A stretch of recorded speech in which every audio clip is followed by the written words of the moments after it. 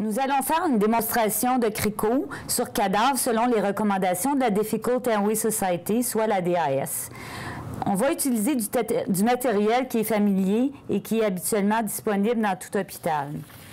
L'approche qui est proposée par la DAS vise vraiment à promouvoir une technique qui est simple et standardisée à l'aide d'un bistouri et d'une bougie.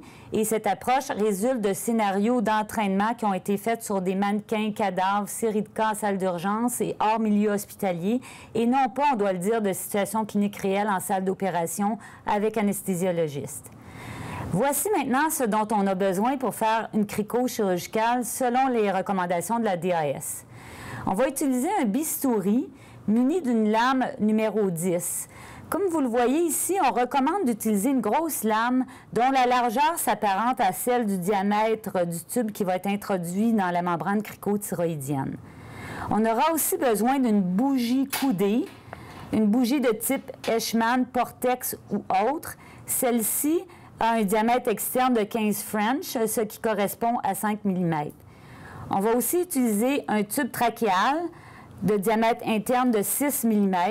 Le ballonnet du tube doit être bien dégonflé avec une seringue. Et on va aussi utiliser un gel qui va servir à lubrifier le tube pour faciliter son insertion dans les voies aériennes du patient. Maintenant, on va voir de façon détaillée comment faire la CRICO selon les recommandations de la DAS. Il est bon de savoir que la DAS préconise deux types d'approches de départ qui sont très différentes en fonction du fait que la membrane cricothyroïdienne du patient soit palpable ou non. Quand la membrane est palpable, la DAS recommande l'approche qu'elle appelle le stab, twist, bougie tube, en faisant au départ seulement une petite incision transversale au niveau du cou. Par contre, si la membrane n'est pas palpable, la DAS recommande plutôt de faire l'approche scalpel finger bougie technique en faisant d'emblée, cette fois-ci, une large incision verticale au niveau du cou.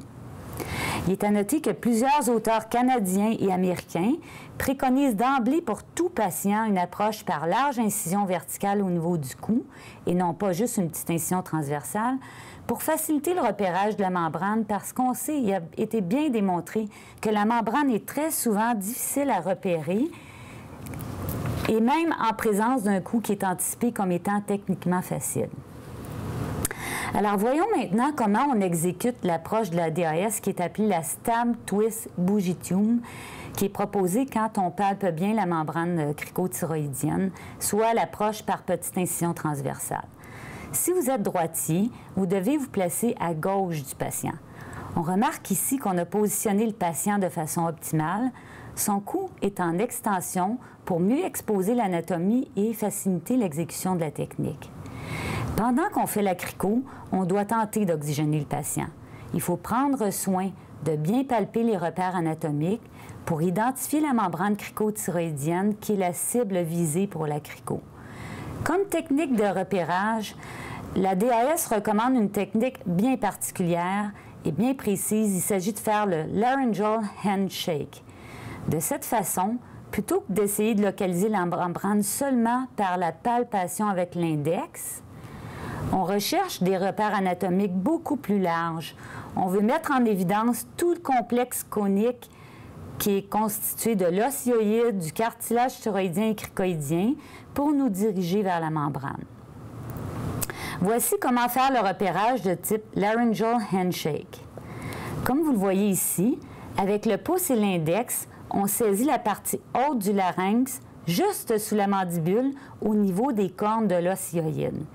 Puis là, on fait rouler le larynx de gauche à droite pour bien le sentir et essayer d'objectiver avec nos doigts que l'os hyoïde et les cartilages du larynx forment un cône qui se connecte à la trachée.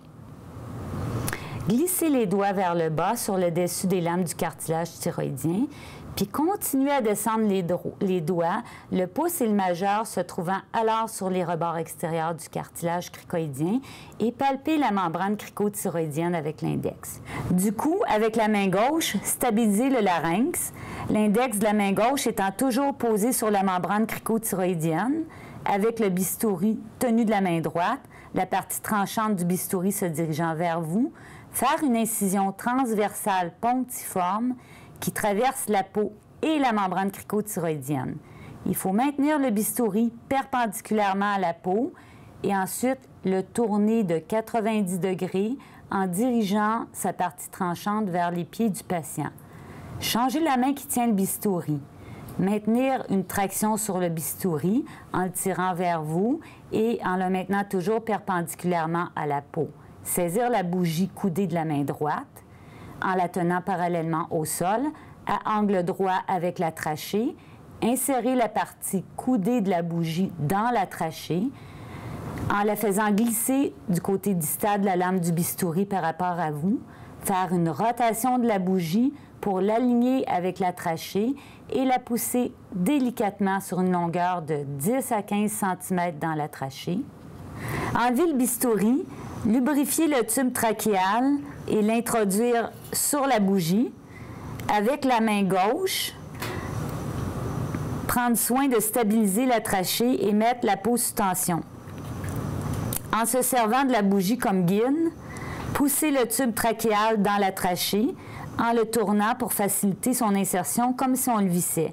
Évitez d'avancer le tube trop loin pour ne pas le pousser en position endobronchique. Il faut arrêter de l'avancer dès que le ballonnet se trouve dans les voies aériennes et qu'il n'est plus visible. Gonfler le ballonnet du tube, sortir la bougie, à l'aide d'un capnot, confirmer qu'il y a ventilation adéquate et fixer le tube.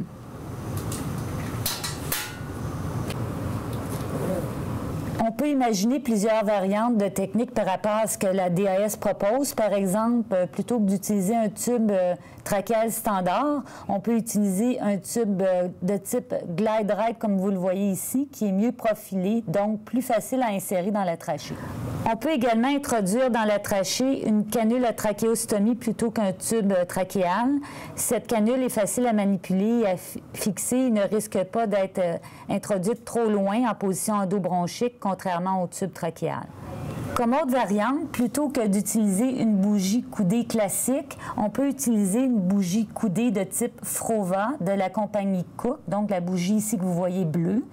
Elle a un diamètre externe de 14 French, donc ça représente 4,7 mm. On met le Frova dans une canule à cricot, la partie blanche que vous voyez, qui a un diamètre interne de 5 mm.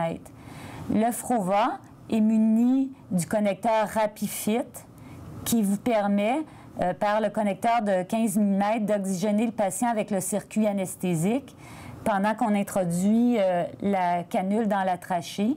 Ça nous permet aussi de valider la bonne position du Frova dans les voies aériennes du patient et d'éliminer la présence d'un faux trajet, simplement en démontrant la présence de CO2 expiré par le patient.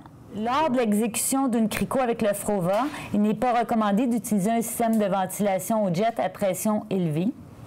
En plus, idéalement, un assistant doit nous aider à gérer le RapiFit, l'oxygénation et la ventilation, la validation de la présence de CO2 expiré. Ces étapes ne doivent en aucun cas allonger le temps d'exécution de la crico. Si la membrane cricothyroïdienne n'est pas palpable, il faut faire une incision verticale de caudale acéphalique qui doit être centrée et d'une longueur de 8 à 10 cm. Avec les doigts, séparer les tissus et identifier visuellement la membrane cricothyroïdienne et procéder à la crico.